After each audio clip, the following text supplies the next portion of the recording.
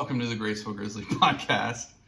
My name is Mauricio. With me, as always, is my amazing co-host, Tyler. Hey Mauricio, how you doing, man? I'm pretty good. I'm not facing you, which is a little, now that we're recording, I feel a little strange. I can't see your face. You never look me in the eyes anymore. I always do while we're recording this thing.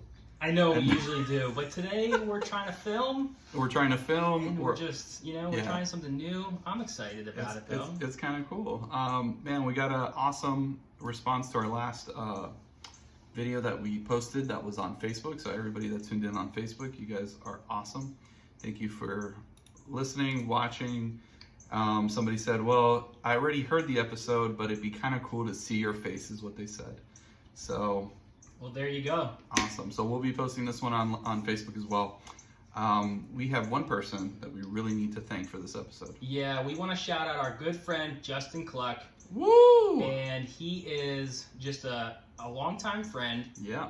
And he's kind of one of those silent listeners, one of those listeners that probably doesn't use social media as much as...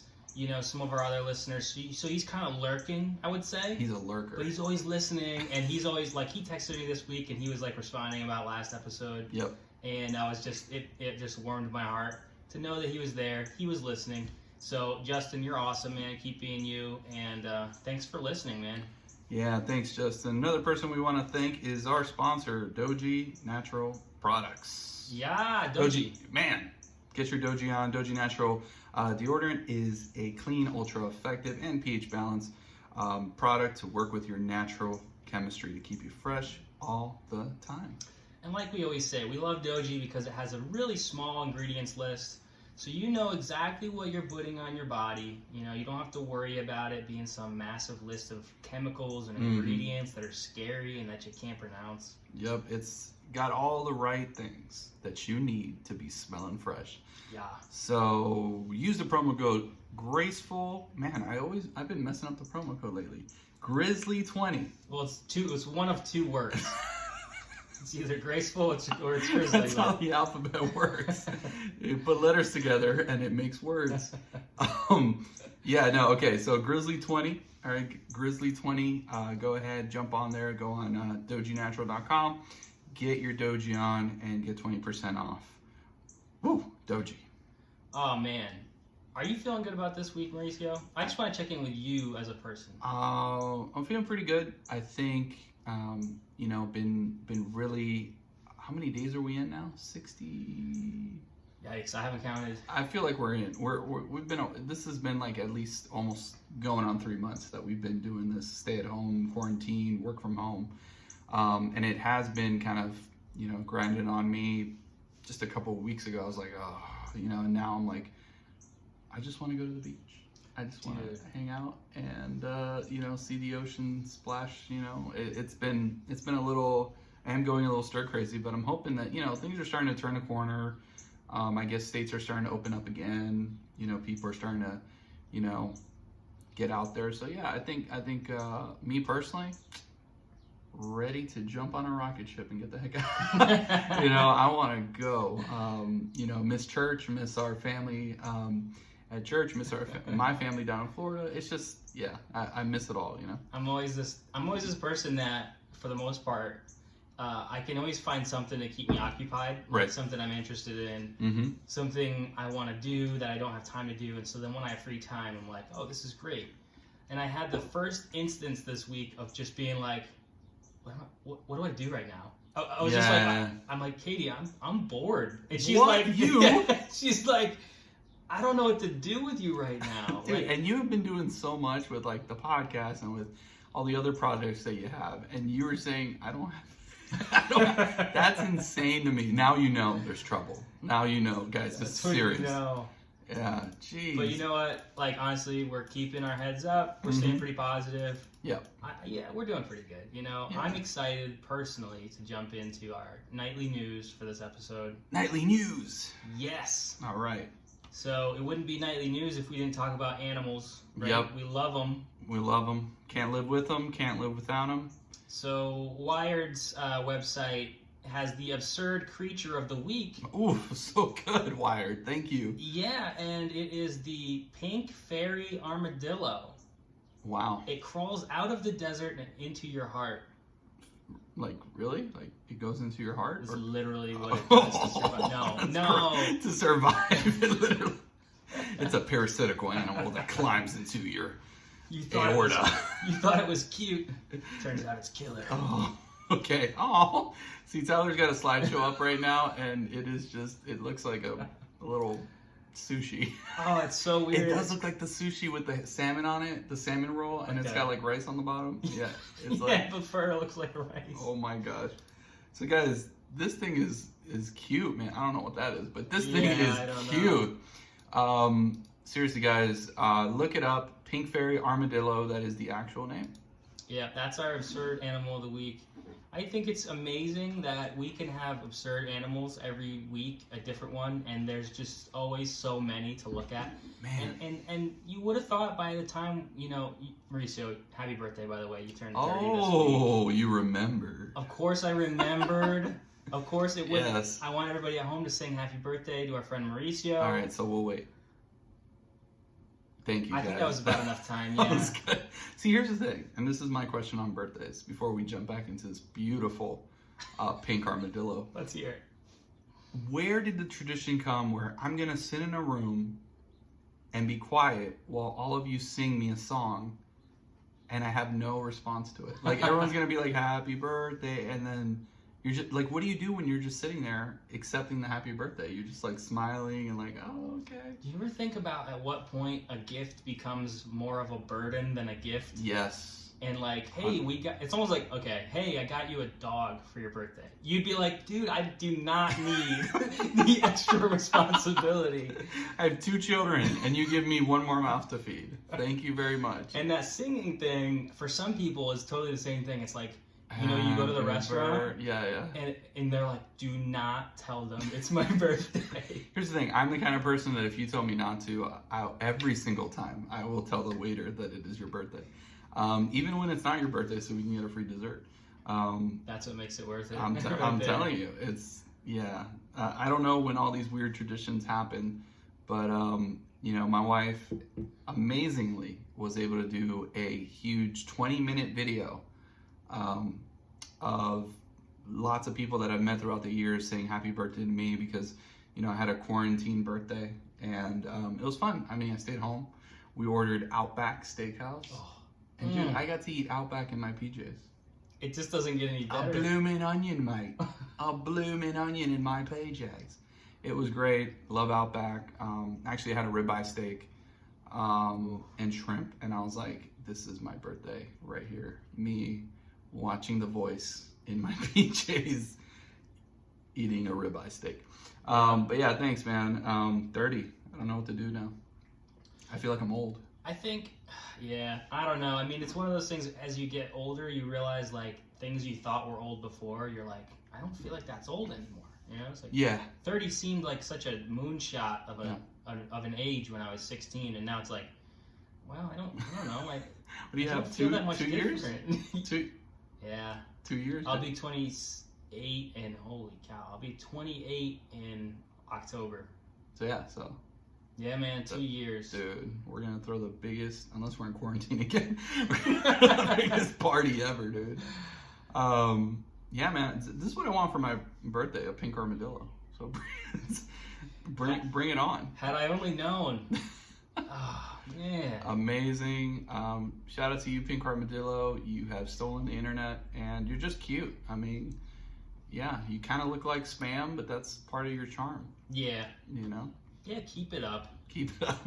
You're working so hard out there. Keep doing you. So, Mauricio, yes. I know you said you had Outback for your birthday, and I gotta say that was a great decision. I heard about a dish. Well, we heard about this dish. Yeah. Right? And it is actually called the Corona Burger. Oh. What's your first impression? At first, you don't... Okay, fine. Chefs around the world, you guys are this bored in quarantine that you're going to make Corona burgers. I know. Man. The crazy thing about this burger, it's actually shaped like the little virus, right? Oh. So, like, the bun, I guess, kind of has, like, these little, like, tentacle things that kind of look like the little strands of the virus. Yeah. No, it is definitely weird looking. It is, man, it's just like, it's kind of green. And I guess the whole point of this, and I get it because, you know, chefs like to be, you know, artistic and, you know, like, I guess bring joy to the world through their food. And I love food, you know, as you guys can tell all the time, we talk about food like nonstop on the podcast. But yeah, I think that most chefs, I think he's trying to change it and say, you know what, let's bring something positive, you know, kind of poke fun a little bit, but bring something, you know, joy to Vietnam with this burger. I wonder how it tastes. Yeah, I wonder the same thing. You know, if it's anything like the rest of Asian foods that I've had, I bet it's delicious. Yeah. I think pretty much anything I've had from Vietnamese food has been delicious thus far, so I bet it's great. Yeah. I thought this quote was interesting because I guess they interviewed some people that had eaten it, and this person was saying the coronavirus is very dangerous, but if we eat a burger in its shape, in our minds, it's like we're already victorious. Wow. It's I mean, neat. Isn't that crazy though? Sometimes a lot of things in life are just mental. Like, we just need to get over certain roadblocks in our lives. We're like, oh, you know what? I can't do this. Well, maybe it's just as easy as making your fears into a burger and then eating that burger. But I really do think sometimes we run into these things where, like, it's just in our head. Like, it's just in our mind. And if we create it into something digestible, no pun intended, major pun intended, as we do in this podcast.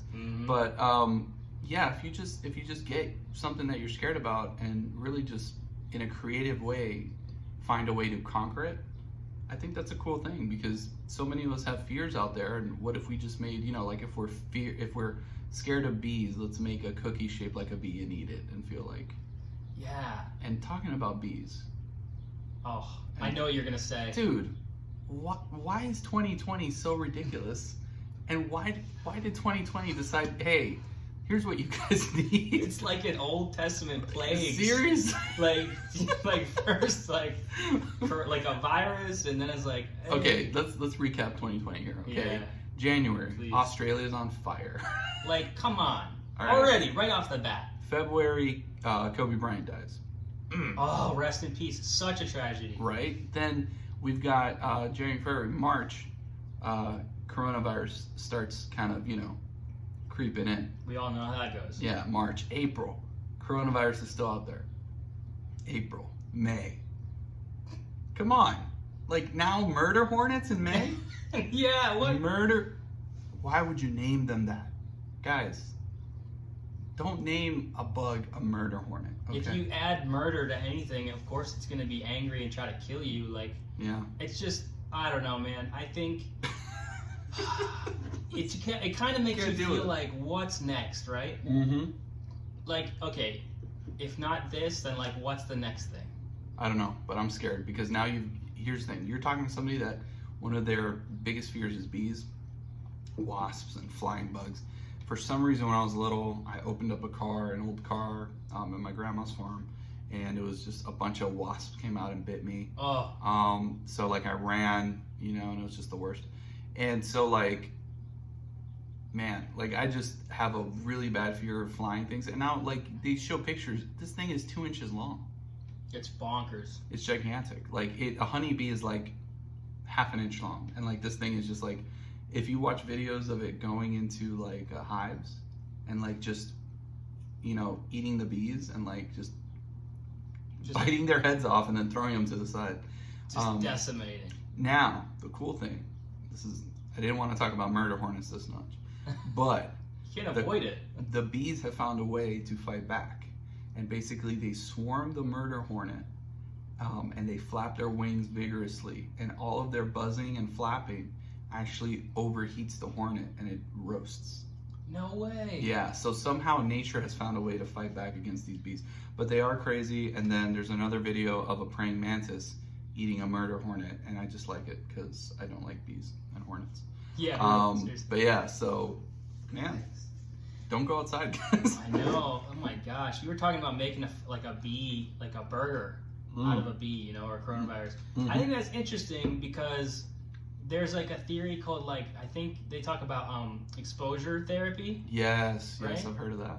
So it's like the idea that you would kind of like expose yourself to something that scares you or makes you anxious. Yep. And slowly you kind of get over it. Yeah. So I don't know, man. Maybe like as we slowly see these hornets all over the internet, like maybe we'll just slowly like not be scared anymore. Well, what if the cure to coronavirus is getting stung by a murder hornet? Oh, it's a gift. It's in its venom. I just go outside and say, "Sting me, sting me." It sounds like a Nick Cage movie. Like, he's gonna play Tiger King. I heard. Oh my god, it's a whole nother thing. My goodness. Nick Cage, you always come in the clutch when we need you. Man. So talking about Nick Cage in California. Yeah, talking about California. There's a woman in California who did something crazy while she was sleeping. Okay. I want to hear if you've ever done anything this crazy while you were asleep, Mauricio. Cool. So this woman actually had recently gotten engaged and was, in bed next to her fiance, and she had this crazy dream, and she was on a train, and she was going to get robbed, and so in the dream, the logical course was, to protect her engagement ring, which they were trying to rob from her. She was like, I'm going to eat it. That way, it'll be inside me, and they can't take it from me, right? It makes sense in dreamland. Yeah. Okay. But the problem is that she also did it in real life while she was sleeping. So she actually ended up eating her engagement ring and woke up to find that had happened. That's a crazy So she night. was sleeping, and she popped the ring in her mouth in her dream, and she literally popped the ring in her mouth in real life while she was sleeping. Yes. Dude, what the heck? It's like sleep talking, but like sleep, like eating your ring. I mean, here's the thing. I always find it fascinating with sleepwalking and sleep, like, because there's not just sleepwalking. Like, okay, I get sleepwalking. Like, you'll get up and maybe you'll wander around the room, but there are people that literally sleep, walk, and like go to the kitchen, make themselves a sandwich in their sleep. Like, how do you have the motor skills? Because I can barely do that in the middle of the night when I'm awake. Like I'm like, like I'm like barely, you ever do that weird walk to the bathroom because you're like, you don't have your glasses on, you don't want to put them on, and you're like, all right, now I can't see anything, and then you're like, okay, there's definitely a ghost in here, and then you're like, okay, I finally get to the bathroom, and then you're like fumbling for the light. Like, that's me. I'm clumsy. How do you do this in your sleep, where you go to the kitchen? Because I've heard of people going to the kitchen, making food, drinking water, and then going back to sleep all in their dreams. Yeah, like the whole thing, you're asleep for it. Doesn't make any sense. That's crazy. Oh, how big was the ring though? Was it like a substantial? Oh yeah, 2.4 carat ring, man. Like 2.4 carat diamond ring that she just ingested into her stomach. Dude, that's bonkers. Oh, I mean, if you look at the X-rays, that's a ring in there. It's in there. Yeah. That is truly a ring. Wow. Oh, you gotta feel bad though. Like, okay, but here's my thought. Right. I was like, okay, she was super fortunate that she remembered her dream. Because imagine waking up, you don't remember your dream, and you don't know where your ring is. Bro, I can't tell you how many times I have dreamed, and I don't remember what I dreamed. Like, every time, And I know it was a good dream because I wake up in a weird sweat. And I was like, bro, what was that dream that I had? And like the best dreams sometimes are the ones that you're like, and here's the thing, I have a theory. Like, it all depends on what you eat. Because like I've had Taco Bell, and for some reason Taco Bell gives me crazy nightmares. I'm not even joking. Like, I will have a Crunchwrap Supreme, and then I will have like a crazy like darkness dream, and I'll be like, what was in that Baja Blast? That Mountain Dew Baja Blast that like got me all crazy. Like, I don't know if there's a link to dreams and eating, but definitely when I eat Taco Bell, closer to late at night is where I have the craziest dreams too. There's got to be a connection there. That makes way too much sense. Yeah, man. So I don't know, man. I don't usually remember my dreams, and so I think if this was me in that situation, I would have woke up. I would have thought, my ring's gone, and I don't know what happened. We got robbed. You probably think you got robbed. You probably think like, oh, I left it on a train. I did something. Yeah. She seems like a smart individual, but yeah, she kind of ate her ring. So I guess she went to the doctor, and they were telling her not to pass it as like a regular. Like, Really? yeah, because it's like, yeah, don't. I wonder, did she have to have surgery? I think they did. I think at the end of the article they talk about it. Like, Diamonds are sharp. yeah, that'll tear you up on the inside. So I guess they had to do a small surgery to kind of get it out. But Dang. yeah, don't swallow your ring, because I feel like, that's. Here's the thing, like, would you do that? Like, if if like you were on a train and the guy was like, all right, give me your ring, would you swallow your ring to save your ring? Well, my ring's not worth very much. If I had a 2.5 carat ring, Right. So like, would you tell your wife to be swallow a ring, honey? It's worth a lot of money. Eat that. I don't know. I don't know, man. I couldn't put that kind of pressure on. Like, my wife is the kind of person that doesn't like, like swallowing pills and doing all this stuff. So I can't imagine, like, all right, down the hatch. Man, this is like crazy to me. I can't, like, I wouldn't be able. Like, do you have problems in your stomach? Oh. I gotta hand it to her dream state brain though for being creative. Yeah, you gotta hide the ring from somebody. Like, some people lay down and just like roll over in their dreams. Mm-hmm. She was like, "Nuh-uh, I'm keeping my ring. Yeah, I'm eating that." Well, hey, but the good news is they plan to get married still in May of 2020. Let's hope that they can still do it, maybe over a Zoom chat or something. Yeah, wow. But, swallowed your ring, now coronavirus. Yeah, hey, listen, best of luck. Oh, yeah. Glad you got your ring back. Awesome, man. Hey, in other news, all right. You've heard of Elon Musk? Yes. Okay. One of my favorite superheroes. Yeah, that guy. Yeah. He's pretty much Tony Stark. I mean, he's rich. Yep. He does a lot of technology stuff. Yeah, I think he invented the car. Yes. And the light bulb or something. Mm-hmm. I can't remember. Right. Yeah. Did you hear about his baby? Yeah, I heard. Baby was named a sequence of numbers that nobody was able to figure out. It's always those scientist types that are like, okay, my brain is just so far beyond anything else in this world. I'm gonna like name my kid something that no one can comprehend. Like, and I don't even think he did it for that reason. But like, it's just, I feel like this could only come from a genius brain. Yes. So what is the baby's name, Tyler? If I try to pronounce it on my own, this is how it comes out. XAEA-12. Musk. That's his last name. Mama and baby, all good. That's one of his tweets there. I just saw it. He's such a good tweeter, too. And there's 2 spaces and a dash in there, and 2 numbers. Dude, we gotta find a breakdown to this. Because, like, it is just crazy. Like, why would you... I don't know. Here's the thing. Celebrities always name their babies weird things. And he's not necessarily a celebrity, but he's more of a, incredibly rich scientist guy. And I think that, like, he's from South Africa. And, yeah, he's just... I don't know. I think when you get to a certain point, you're like, man, I can just I can get away with it. You know what I mean? I think you can get got away all with this money. It's cool. So yeah, I mean, I don't know. Do you know how to pronounce it like legit? Like, yeah. Is there a way to say this correctly? Yeah. So I guess they broke it down where, X is the unknown variable, so that's X. And then I guess the AE is pronounced Ash. Okay. And then he suggested, adding the A12 as a homage to the Archangel 12, which was like, I guess, the precursor to their favorite cool plane, because he deals with like aeronautics and, airspace and all this other stuff. And so I guess the full name altogether pronounces X-Ash Archangel 12. Wow. That is only slightly cooler than Mauricio, I think. Yeah. X-Ash Archangel 12. Like, at one point, why don't you think of the baby? Like, have him write that thing down. Like, if he's in kindergarten. Do you think he'll go by Ash? I think so.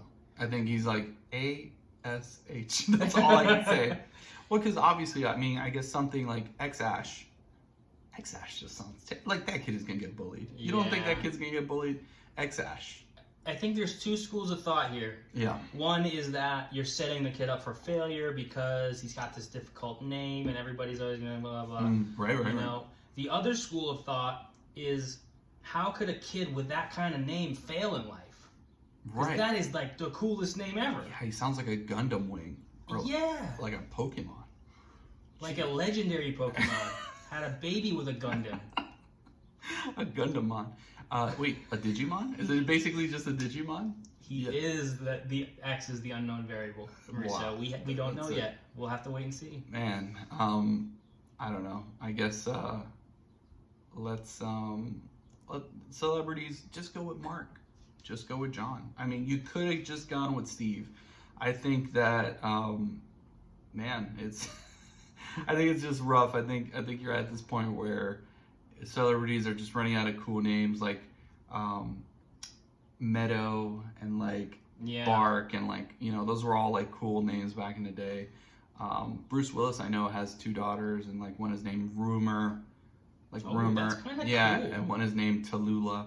And actually, on a flight to Idaho, I met both of them. No way. Yeah, it was super weird. We're on a flight, and they were like, "Oh, is this?" They were like, they asked me like, "Oh, is this first class or whatever?" I was like, "No." I was like, "They're just boarding." I told her, this is what I said. I said, "They're just boarding first class right now." And she goes, "Oh, okay, thank you." And then they went to go into first class. And then later, everybody on the plane was like, "Oh my gosh, those are Bruce Willis' daughters." And I'm like, "Yo, what?" And so yeah, seemed kind of. They just seemed like 2 hipster people to me, but apparently they were super famous. And I said, "Yeah" to them. That's crazy, man. Yeah, man. It's out there. That's pretty cool. Yeah.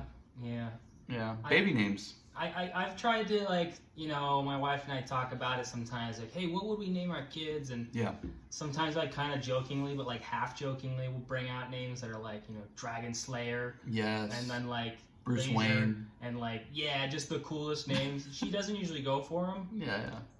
But you know what? So we switched off. So like, I got to name the first one's first name, and my wife got to name the middle name, and then for the next one she got to name the first name, and I got to name the middle name.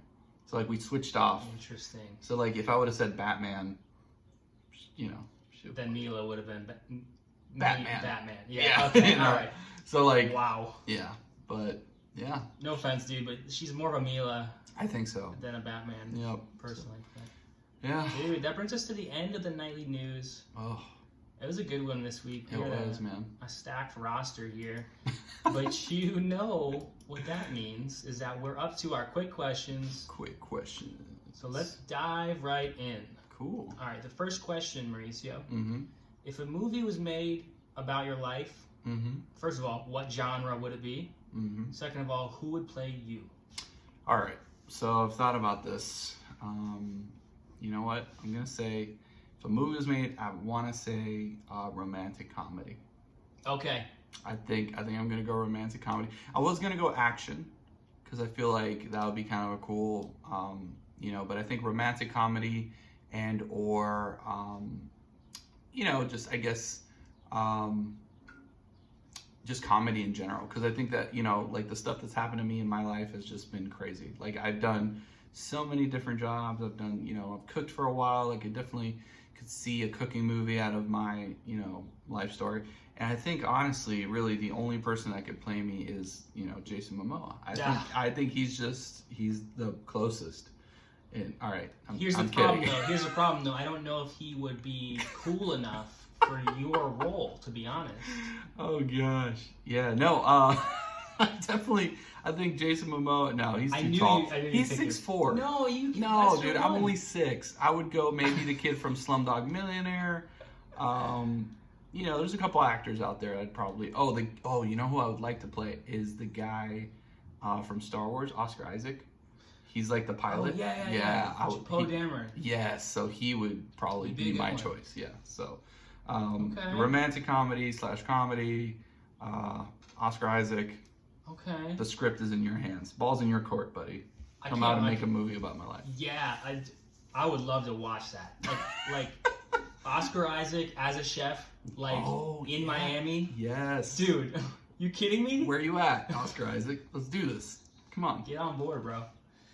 That's a good answer. I think I'm going to have my fantasy person that plays me like you did, and then my actual one. I think I'm going to do the same thing you did. What do you mean fantasy? All right. What was your first one? So my first one, Mm-hmm. like you said, we've said this before, I would have to go with Mark Wahlberg. Yes. And Please, Mark. He's just got that cool edge Yep. that I always, aspire to just be as cool as him. Yeah, you guys are. It's like a mirror. I mean, corporate told me to see the difference between these two pictures, and there's no difference. I think you guys. Yeah, Mark Wahlberg. If he dyed his hair blonde though. Yeah, true. He's got. That's the only difference. And contacts. He's got because he doesn't have blue eyes, or maybe he'll keep the brown eyes just for continuity's sake. But yeah. But he would still have a Boston accent somehow. Yeah, wicked smart. Yeah. Okay. I think genre. I might go with sci-fi. Mm-hmm. And this would be interesting. I don't know if I've seen Mark Wahlberg in any sci-fi movies. No. I think. Well. No. I can't think of one. Okay. Can't think of one. And usually I'm pretty good about. No. Yeah, you're pretty good at movies. No, Will Smith. No, Will Smith. Oh, he'd be the other one I'd have play me. Probably. Yeah, I think so. No, I'm just thinking like usually it's a Will Smith movie that goes into sci-fi, right. All of his weird movies. But Mark Wahlberg, I can't. No. So that would be my top tier, right? But I think someone that maybe you picked Oscar Isaac as your second. I think maybe my second one, Tom Holland. Yes. Right. Yes. Also has to dye his hair blonde. Spider-Man. Yeah. I think he's got sort of this little bit nerdy, but also kind of a little fidgety, a little bit nervous energy. Yes. That I feel could fit me a little, but I think Leonardo DiCaprio, but that's just me. That's just I don't know, man. I think Leo, he's pretty good. Not that much of a stud. You guys, all right. So Leonardo DiCaprio. Did you say sci-fi for the genre? Yeah, I would say sci-fi. Okay. I don't know why. It just seems like that would work. Dude. I would probably be like a computer hacker or something. Oh yeah. You know what I mean? Dude. Oh yeah. How could that go? I think I'd be like a computer hacker. What about Tom Holland in New York, graphic designer, trying to make it? Yes. Dude, I would watch that. Falls in love. Right? Moves to Mars. I'm already in it. Because we gotta make it a sci-fi. Oh, yes, okay. Finds a laser gun. He falls in love with an alien that came to visit. Oh, and I love that. And it's oh, hey, and on my planet, this is what art is. And then she shows you all the art, and then you go to Mars and all right, I'm getting. You realize that love surpasses all boundaries, right? We'll call it. We'll call it Designing Mars, a tragic love story. Oh my gosh! With Tom Holland. Give me my tickets. This was a fun one. I like. That's a good one. Yeah, that's a good question. All right. Oh man. Okay. Well, yeah, that was good. So next question, Mauricio. What's the longest road trip you've ever been on? Oh, so longest road trip. I think it was from South Florida up here. That was a 20-hour drive. It's crazy. That's a long I one. Never want to repeat it again. I mean, I like driving, but that was a lot of driving.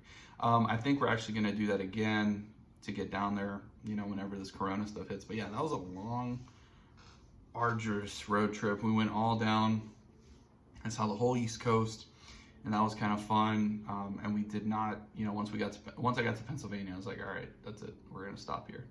You're this is where we're moving. But I did see so much of America, parts of America that were oh, this is nice, and this is nice, and I was on the highway for quite a bit of it, but once I got into Pennsylvania, and I remember when I saw the sign, and it was all flat and farmland, and I was what?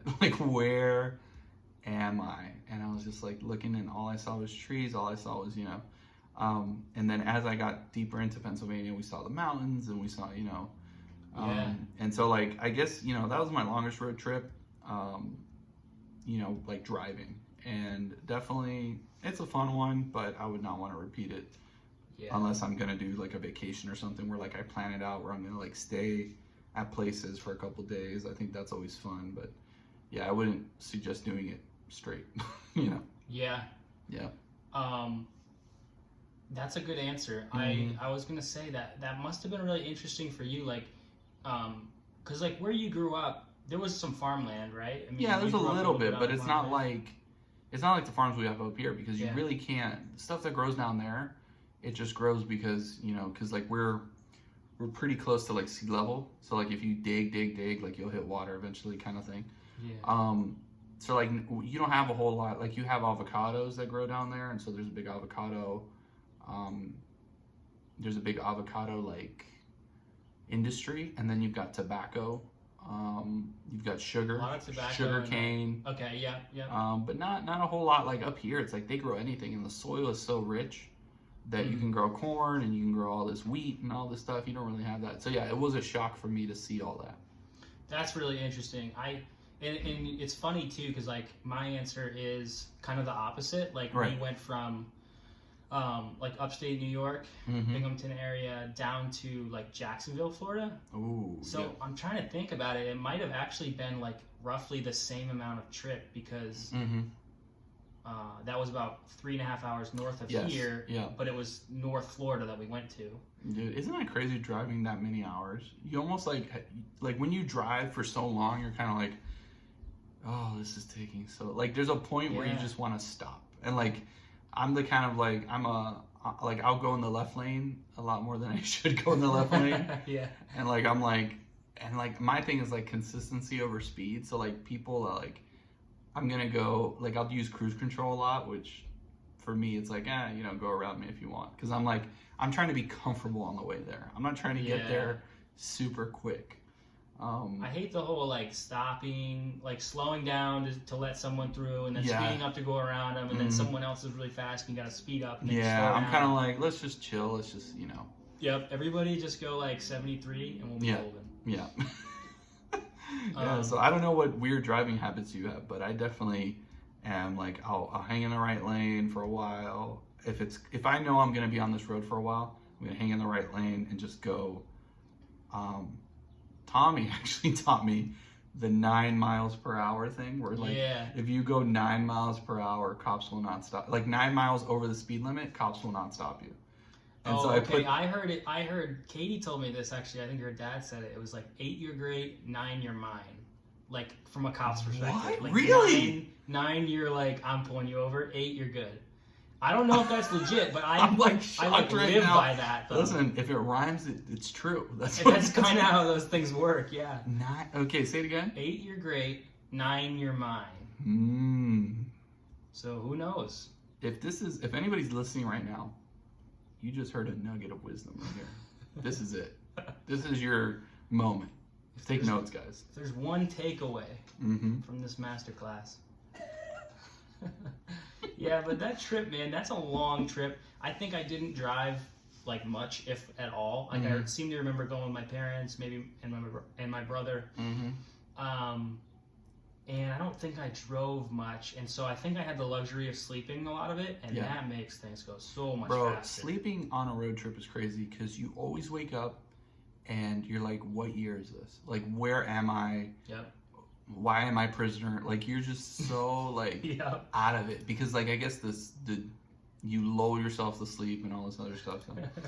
Yeah, it's true. Yeah, it's definitely a weird thing falling asleep on a road trip. My sister would always fall asleep, and she'd fall asleep on me and be like, oh my gosh, like now you're heavy and hot, and like get off. And, like, get off of me. Yeah, seriously, dude. I remember road trips growing up. We got this thing, and back in the day, it was like kind of a big deal, I thought, and it was like a converter that went from your AC outlet or whatever, your little outlet in the car, the little electrical one. They used to call them cigarette lighters, but now they're not cigarette lighters. Yeah. And it converted that into like a regular like outlet. And so we would bring like our PlayStation 2 and like a tiny little TV. How the heck? All on the battery of the car? All in the battery of the car while you were driving. And so we would strap the PS2. So this is what we would do. We had a van, like a minivan. Did you have the thin PS2 or the thick PS2? The fat boy. Ooh. Yeah, man. Ooh. Like added like a nice 50 pounds to the like weight of the travel of the car. Like, so this fat PS2, we would plug it in. Okay. And we would fold down just try to mentally picture this, fold down the captain's seat, which is the little bucket seat or whatever, of the minivan in the back. Yes. And on the back of that seat that's folded down, we would put the TV and strap it down with bungee cords. Bro. To the seat.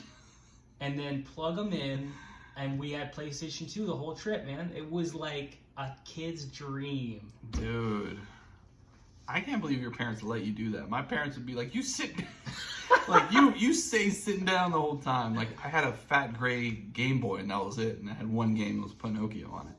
And then I upgraded to the one with Pokemon. I was like, okay, cool, I can survive. But then if your battery runs out, you're doomed. I know. You're doomed, bro. Especially if you're like about to get Mewtwo. And there he is. There he is, and then your battery goes out, and you're like, oh.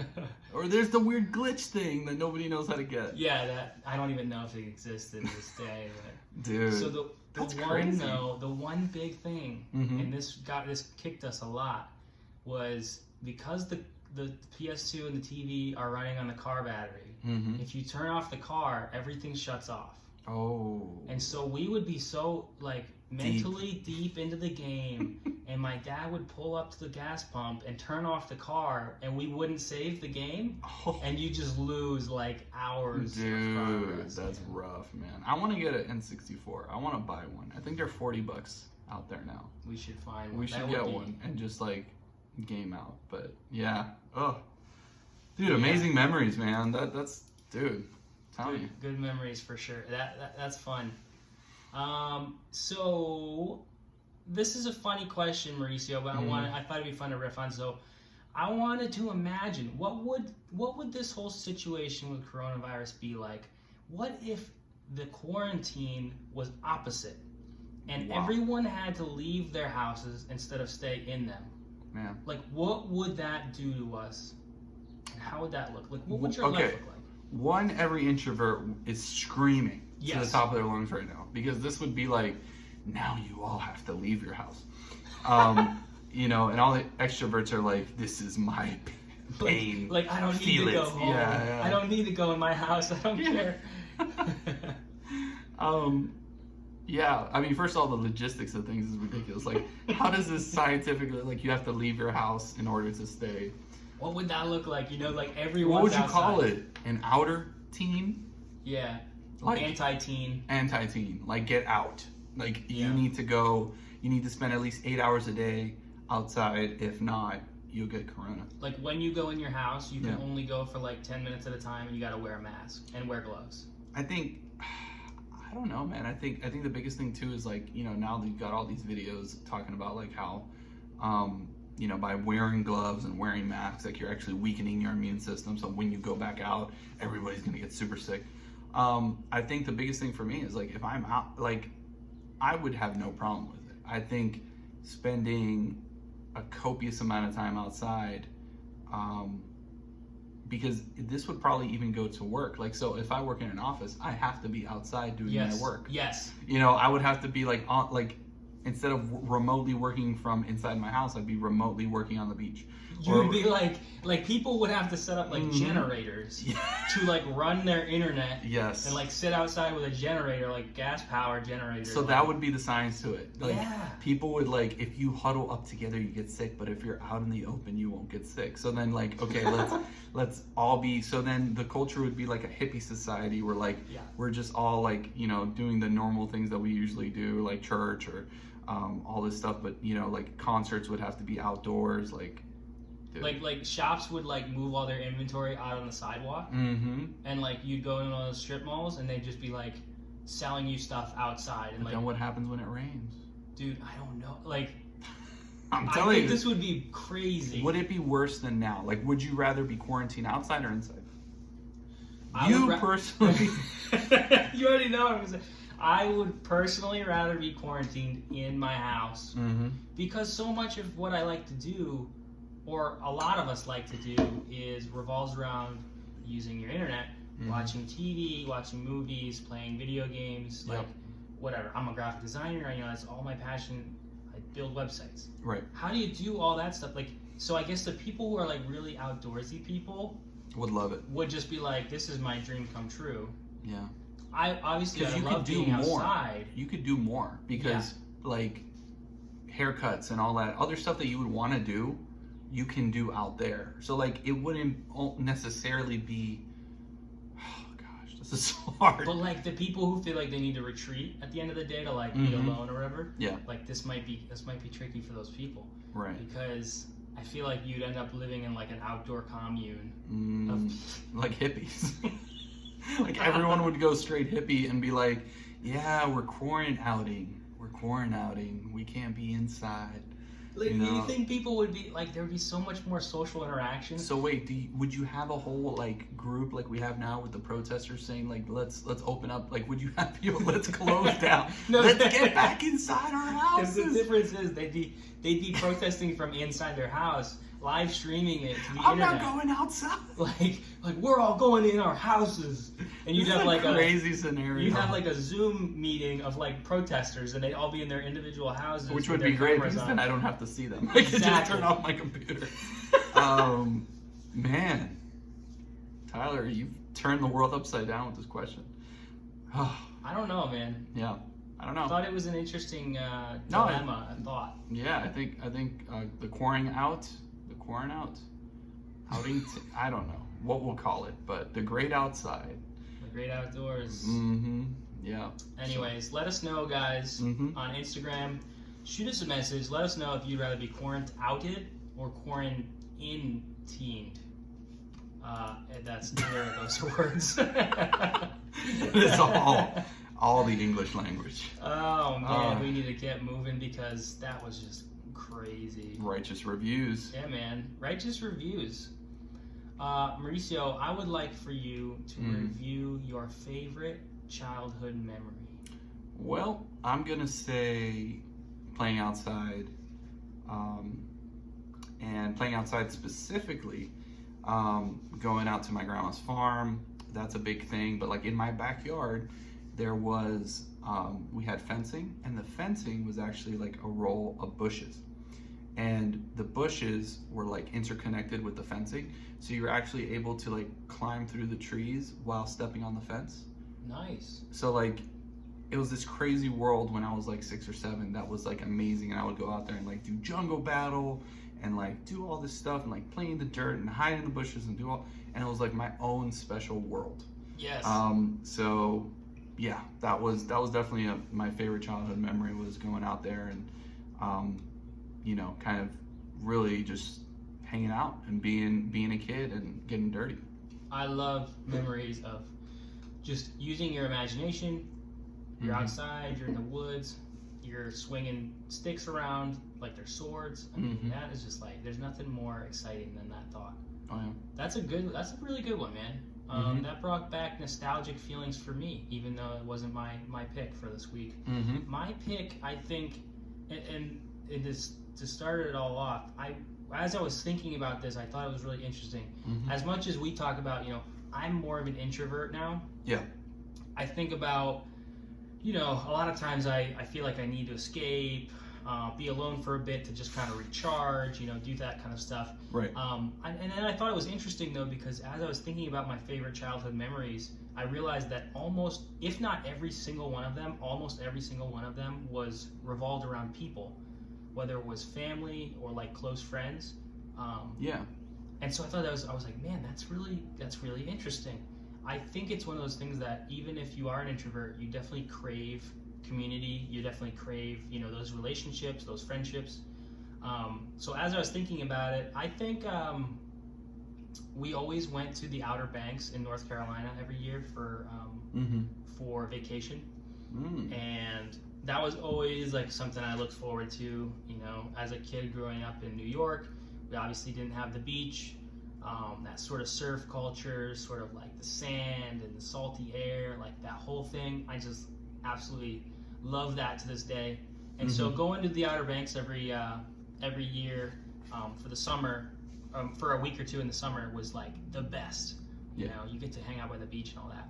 Yeah, I think that like every memory that you have as a kid has to have like, you like being around people, because as a child you're really like, your parents are the ones that rule, your cousins, everybody comes over, your brothers, like they are really the ones that shape your world in that sense.